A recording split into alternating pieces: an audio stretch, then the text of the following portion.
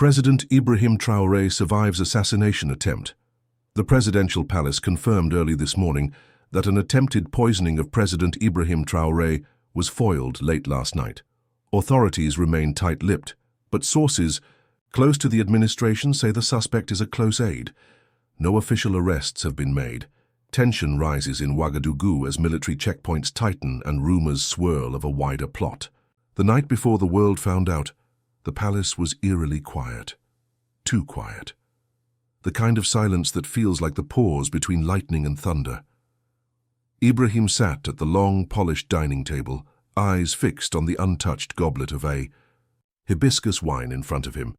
Across the table, Mariam adjusted her shawl, pretending not to notice his stare. Her hands, though, betrayed her, trembling ever so slightly as she reached for her glass. She had always been more than a mere aide. To the outside world, Mariam was a loyal member of the presidential circle, a trusted mind in his communications team. But to those within the walls of power, she was something else entirely. Sharp, persuasive, and dangerously close to Ibrahim's inner thoughts. The glass clinked softly as Ibrahim finally raised it, and for the briefest second, she held her breath. But then he smiled, a slow, knowing smile. "I find it strange," he said casually, "how bitterness can hide in something sweet." Mariam's throat tightened. She forced a laugh, but her voice cracked. "Is that a proverb, Excellency?" "No," he said, setting the glass down untouched. "Just an observation." He didn't drink that night. He never intended to. Because what Mariam didn't know was that Ibrahim already knew. Not just about the plan, about her. About the nights she whispered on encrypted calls. About the foreign handler who promised her safety and silence in exchange for a single vial of odorless death. He knew the poison was in the wine, and he had watched her pour it herself, right in front of the security camera, whose lens she thought she had disabled. He was watching all along. What he didn't yet know, what none of them did, was why. Why she? Why now? And why did she look like she regretted it, just moments before the plan should have worked? The rest of the palace remained in motionless routine, but the air around Ibrahim and Mariam crackled with invisible electricity. She was on edge, waiting for something to happen, and when nothing did, she grew restless. "I should retire for the night," she said, her voice barely a whisper. "You should," Ibrahim replied, not looking at her. "There's much to dream about, if one sleeps with a clean conscience." She paused, her fingers tightening around her napkin. She opened her mouth to speak, then thought better of it. The doors closed behind her, and the guards who had once nodded at her with respect now followed her a few steps too closely. Ibrahim stayed seated, staring into the dark surface of the untouched wine. He wasn't angry. Not yet. Anger was for betrayal that surprised you. This was something else. It wasn't over, not even close. The hallway leading from the presidential dining room to Mariam's quarters felt longer than usual, like the walls were closing in. She could feel their eyes, the guards, two shadows in military boots, trailing her every step. They didn't speak. They didn't need to. Their presence was a silent accusation. Mariam's mind raced, the adrenaline mixing with regret. Did he know? No, he couldn't. If he knew, he would have stopped her right there. He would have had her dragged out, in front of everyone. Or worse. But that smile, that damn smile, it had been too calm, too knowing. She reached her room, nodded to the guards, and shut the door behind her. Only when the lock clicked did she allow her knees to tremble. Her fingers clutched the edge of the table by her bed, knuckles white. A soft whimper escaped her lips, one she couldn't control. She wasn't a killer, not really. She had convinced herself it was duty, that she was saving her people, that the man she once admired had become the very thing he fought against. The whispers had come first, claims that Traoré had become paranoid, that he had lost touch with the revolution that put him in power. Then came the offer, "Do it and you'll never have to live in fear again." Fear. That was what it had come down to. A knock on the door jolted her out of thought. She opened it to find Traoré, one of the president's most trusted military men, standing there with a stone face. "Come," he said. "To where?" His eyes didn't blink. "He wants to speak with you." No explanation, no smile, no fake sense of courtesy, just the cold certainty of someone who knew exactly what you did and what was coming next. They walked in silence back through the dimly lit corridor. Every footstep sounded like a countdown in Mariam's ears. She tried to remember her plan, what to say if this moment came. Denial, appeal to loyalty, or should she confess and beg for mercy? But nothing could prepare her for what she saw when the doors opened. Ibrahim wasn't alone. 3 men sat across from him, foreign faces, one white, 2 Arab-looking, dressed in sharp civilian suits, but radiating the arrogance of men who never heard the word no. CIA? French intelligence, private contractors? Her stomach turned. "Sit," Ibrahim said, voice calm but cold. She obeyed. "I've often wondered," he began, not looking at her, "if betrayal hurts more when it comes from a friend, or when it confirms something you already suspected." Mariam didn't answer. She couldn't. "These men," he continued, gesturing slightly toward the strangers, "thought you could be useful, disposable, and if not, a perfect scapegoat." One of the men leaned forward. "You were supposed to be smarter than this." The audacity in his tone nearly made her snap. Smarter than what? Trusting you? Risking everything? She turned toward Ibrahim, her voice shaking. "I never wanted to hurt you, but you did." His voice was a whisper now. "Even if you didn't pour the poison, your silence did. Your doubt did, and your fear." He slid a folder across the table toward her. Photos, documents, printouts of encrypted messages she thought had been deleted forever. Her betrayal was laid out in color. Still, there was no rage in his face, just disappointment. Deep, cold disappointment. "I'll give you one chance," he said, leaning forward. "Not to save yourself, but to help me understand. Why? Why you?" Mariam looked at him, eyes stinging with tears that refused to fall. Her voice cracked. "Because I believed you were becoming what we fought to destroy." The room went silent, and Ibrahim finally blinked. He blinked slowly, like her words had reached a part of him he hadn't touched in years. The tension in the room changed, not softer, not safer, but heavier, like something sacred had just been dragged into the open. "I became what we fought to destroy," he repeated, voice low. "Is that what you believe?" Mariam didn't answer. Her hands gripped the edge of the chair like it could hold her conscience in place. Ibrahim sat back. The enemy doesn't always come with a gun in his hand. Sometimes he wears a suit and offers aid. Sometimes he hides behind a flag that promises unity, while it schemes division. I see the foreign hands in everything now. They didn't stop when we chased them out. They just changed their masks." One of the foreign men chuckled, slow and deliberate.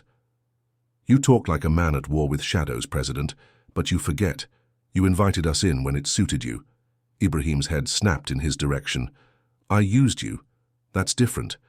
I let you think you were in control. But tell me, if you're so powerful, why did your plan need a girl with trembling hands and a borrowed bottle of poison?" Silence. The smugness on the foreigner's face cracked just slightly. Mariam glanced at him. The one who had recruited her, Jacques, he called himself. His promises had come easy. Protection, relocation, power. But she remembered the first time he spoke of necessary cleansing, of how Traoré was a temporary symbol, not a real leader. That was when she should have walked away. She didn't. And now the man she thought had turned tyrant was looking more like the only one in the room who hadn't sold his soul. "Why didn't you arrest me?" she asked suddenly, voice hushed. Ibrahim's eyes locked on hers. "Because I'm not finished with you yet." A pause. Then he stood. "You have 3 options, Mariam. Option 1. You leave here in chains, publicly exposed, and the world sees you as nothing but, a traitor. Option 2, you vanish, helped by your foreign friends. But understand this, they'll abandon you the moment you're inconvenient." She swallowed hard. "And option 3? She asked. He leaned closer. "You stay. You confess. Fully. Not just to me, but to the nation. And you help me destroy them. From the inside." Her breath caught. "You want me to become a spy?" I want you to become what you pretended to be, loyal to Burkina Faso. Jacques stood up. You can't trust her. She already chose a side. I know, Ibrahim said, turning toward the door, and that's what makes her useful. Everyone thinks she's one of you. He stopped before exiting. 24 hours, he said without turning. That's how long you have to decide. After that, you're no longer under my protection. The doors closed behind him. Mariam sat frozen in her chair, the weight of her choices pressing against her chest. Jacques leaned toward her, his voice soft now. You think he'll ever really forgive you? You're already dead to him, Mariam. Choose us. You'll be safe. You'll be free. She didn't respond, because in that moment, she wasn't sure if safety meant anything anymore. She didn't sleep that night. The moonlight poured through her window like judgment, and every second ticked louder than the last. Mariam paced the floor, palms sweaty, mind spiraling. 24 hours. 24 hours to either save herself or betray everyone again. The worst part? Both choices felt like betrayal. She sat on the edge of her bed, the folder Ibrahim had handed her still in her lap. She flipped it open, for the third time. There it was. Every encrypted message, every meeting, every whisper recorded, traced, catalogued. The precision chilled her. But what chilled her more was the realization, if he wanted her dead, she would have already been gone. Why give me a second chance? A soft knock came at the door. She froze. 3 short taps. Then silence. Mariam reached for the pistol hidden beneath her mattress, not for defense, but because it gave her the illusion of control. She opened the decker carefully. It wasn't Jacques. It was Aminata. Young, sharp, loyal to Ibrahim since the very first days of the uprising. She was everything Mariam used to be, and now probably the one sent to watch her. Aminata's eyes held no warmth. He told me to stay close to you. Make sure you don't disappear. Mariam nodded, stepping aside to let her in. And if I try? I shoot you, Aminata replied flatly. Mariam gave a dry laugh, despite herself. You always were honest. The two women sat in silence for a moment. Then, unexpectedly, Aminata spoke. You think you're the only one who doubted him? Her voice was low, bitter. We all did. But doubt isn't betrayal. What you did, it broke something in all of us. Mariam's throat tightened. I thought I was doing the right thing. No. You thought you were doing the easy thing. There's a difference. The words stung. But before Mariam could respond, her phone buzzed. One word. Now. It was Jacques. She hesitated. She had disabled tracking, used a burner chip, changed her habits, but somehow he still found her, still had access. Aminata saw the screen. Are you meeting him? I have to, Mariam said quietly. If I disappear now, he'll know. I'm flipped. I need to make him think nothing's changed. Aminata's jaw clenched. You really want redemption? Then bring us something. Bring him down. Mariam nodded slowly. I'll try. No, Aminata snapped. Don't try, succeed, or don't come back. An hour later, Mariam walked alone through the side streets of Ouagadougou. Hood up, scarf tight, pistol tucked beneath her coat. Jacques was waiting in an abandoned textile warehouse. Classic spy cliché, she thought bitterly. He lit a cigarette. When he saw her, I was starting to think you chose your little revolutionary boyfriend. Don't flatter yourself, she muttered. He's giving me time, I'm using it. He blew out smoke slowly. Good, because we move fast now. Phase 2 starts tomorrow. The protests are already stirring. We just need the right push. And Traoré, you don't have to kill him, we'll handle that. Her blood turned cold. This wasn't just about removing a man. It was about chaos. And what happens after he's gone? She asked, keeping her voice steady. Jacques smiled. We rebuild, with people like you, people who understand how the world works. Mariam forced a nod, eyes scanning the room. Cameras, bugs. She needed evidence, a recording, anything. Okay, she whispered. Tell me everything. I'm in. But inside, she felt like she was standing on a landmine. One wrong word. And she wouldn't walk out alive. Mariam hid the recorder in her bra strap. a microchip barely the size of her fingernail. It had taken all of 15 seconds for Aminata to press it into her hand before she left the compound, whispering only, "Get him to talk."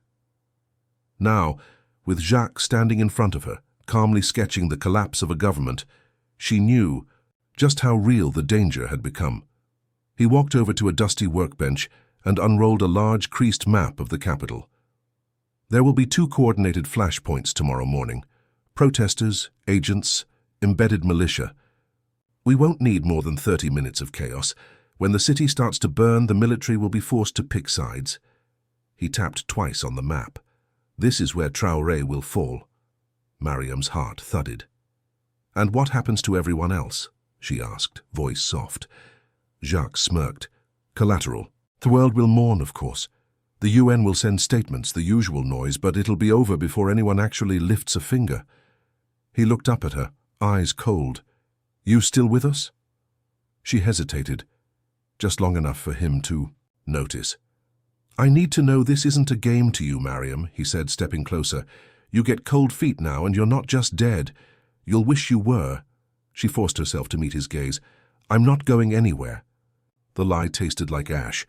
Jacques leaned in and kissed her forehead. It took everything she had not to flinch. "Good girl," he said. She walked out 20 minutes later, heart racing. She didn't even realize she was trembling until she reached the end of the alleyway. Hand collapsed against the wall, breathing hard. The recorder. She yanked it out and stared at it like it was a bomb. Because in a way, it was. Back at the compound, Ibrahim sat alone in his war room. Maps, reports, intel spread like a battlefield across the long table. He didn't look up when Mariam entered. He simply held out his hand. She placed the recorder in it silently. He pressed play. Jacques' voice filled the room. "Traoré will fall.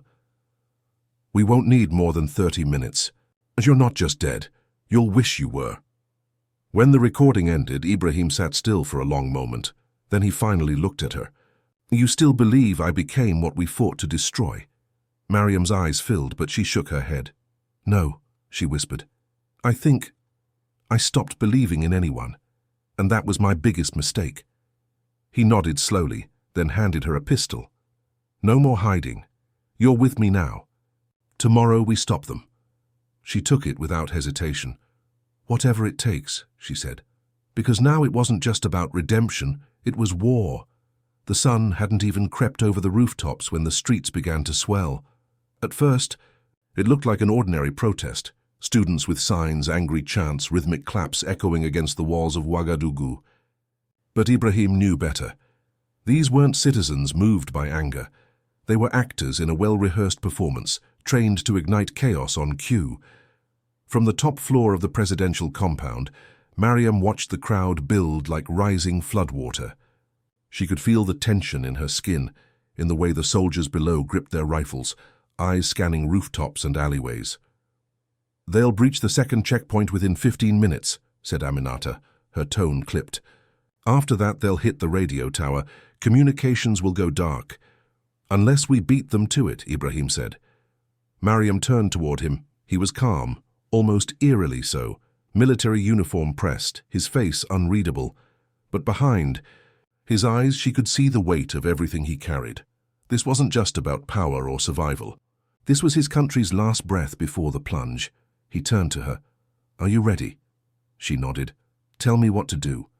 "You already did it," he said. "You gave us the plan. Now we use it against them."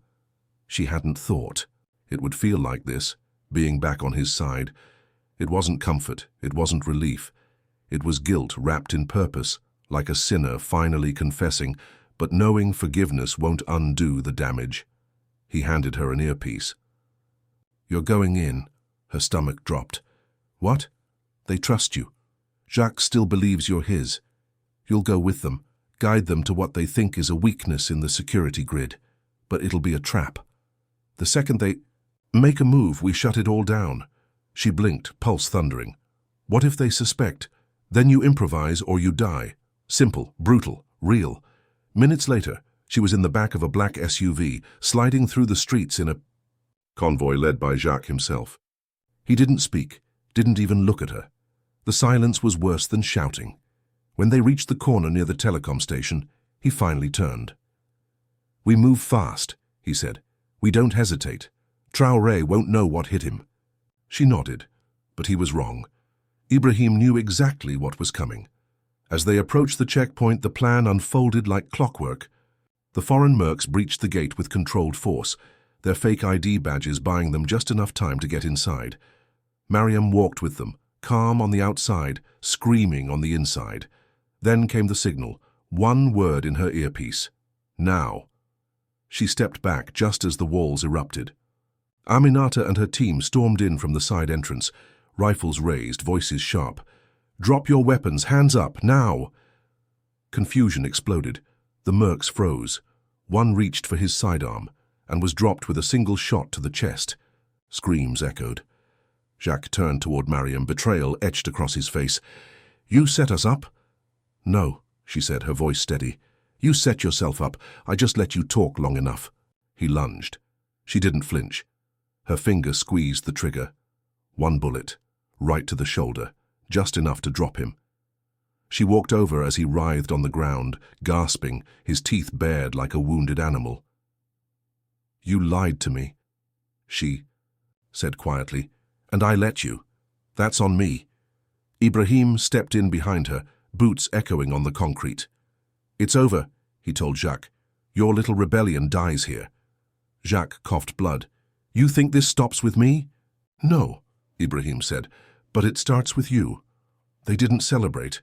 No one cheered when Jacques was dragged away in blood-streaked cuffs, nor when the foreign mercenaries were disarmed and shoved into armored trucks. This wasn't victory. This was survival. And it left behind the kind of silence only trauma understands. Ibrahim stood in the shadows of the war room, arms crossed, watching the city return to an uneasy stillness on the surveillance screens. The people didn't know what had really happened. Not yet. The news would paint it however the regime decided, but the truth would never make the morning headlines. Mariam sat on the edge of the desk, drained, her palms still stained, with the dried blood of the man she once thought would save her from fear. She had expected relief. Instead, there was only a numb kind of clarity.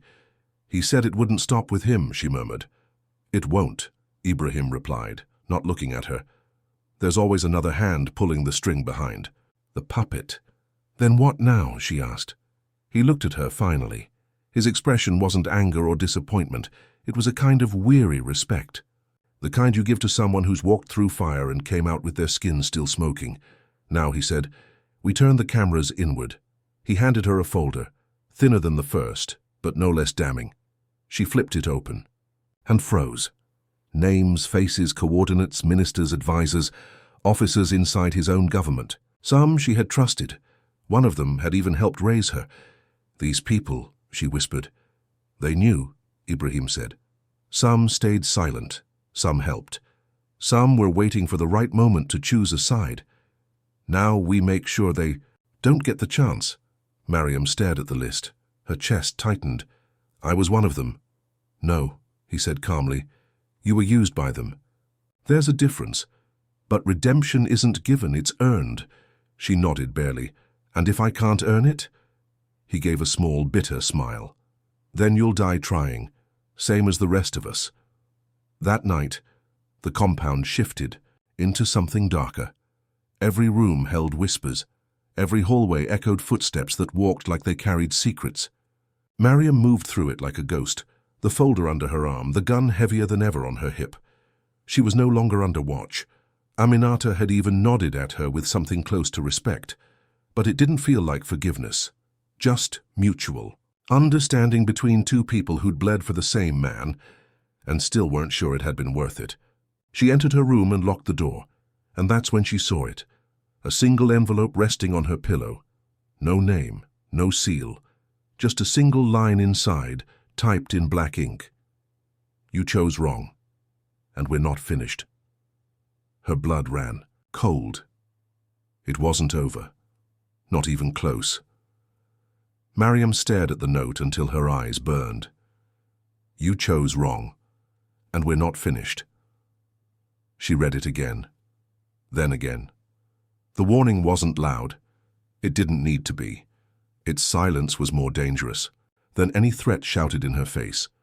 It meant someone still had access, someone knew where she slept, where she thought she was safe, and more than that, it meant she hadn't finished cleaning the rot. She stepped out of her room and walked straight to Ibrahim's private office, ignoring the glances, the stiff nods from guards who now saw her as something more than just a traitor, or maybe just a different kind of one. Ibrahim was alone, as always. He looked up as she entered. "They're still here," she said, handing him the envelope. He read it without expression. "I know," he said after a long pause. That stopped her. "You knew." "I suspected. But this?" He waved the note. "This confirms it, and it confirms they know we're getting close." She didn't speak. Her jaw clenched. He stood up and walked toward the window, the city flickering below. "You asked me once if I became the thing we fought against." "Yes." "I did," he said plainly. She blinked. "I became colder, harsher. I watched people I loved die and didn't flinch anymore. I told myself it was the price of leadership, that it was necessary. That fear was more stable than faith. Maybe I was right. Maybe I'm just another man with too much blood on his hands." He turned toward her. "But I never sold this country, and I never bowed to men like Jacques." "That is the line." Mariam stared at him. For the first time, she didn't see a president, or a soldier, or even a betrayed man. She saw a tired one. She stepped closer. "Then let's burn it all. Everyone on that list. Everyone behind that note." Ibrahim studied her, then nodded. It started at midnight. A coordinated sweep across 6 districts. No warning. No mercy. Ministers were pulled from mansions, generals from mistresses' beds, advisors from secret meetings they thought were unseen. Some resisted. Most begged. Mariam watched it all unfold in real time on the surveillance feed. She had marked the names, made the calls, approved the hits. She should have felt empowered. Instead, she felt hollow. One by one, the traitors fell, until only one name remained unchecked. Commander Soliman Diallo, one of Ibrahim's oldest friends, a revolutionary before revolutions were fashionable, the man who had introduced Mariam to politics when she was barely out of school, the man who raised her like a daughter. She sat in the armored car with Aminata and 2 soldiers, watching the compound gate swing open.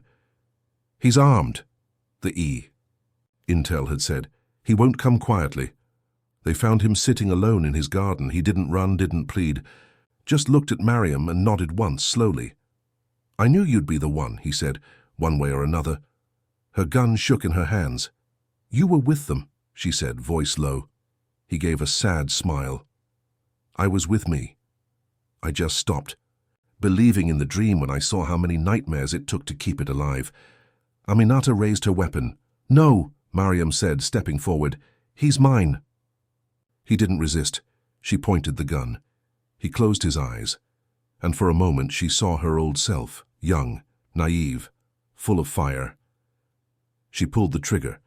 The shot rang out, final and sharp, and just like that, the last thread was cut. 2 days later, Ibrahim stood before the nation. A national address, live, unfiltered, no teleprompter. He spoke of betrayal, of survival, of enemies within and foreign puppets outside. He named names. He showed faces. He said what no one else would dare. And beside him, silent, eyes steady, stood Mariam, no title, no applause, just the woman who tried to kill him and then saved everything. Months passed. The unrest cooled. Foreign whispers quieted. But Mariam never slept quite right again. She stayed close to Ibrahim, not out of loyalty but purpose. She had walked through fire, and in doing so became something she never expected, a guardian, a warning, and in some strange, tragic way, proof that redemption doesn't come clean. It comes soaked in the very blood you swore you'd never spill.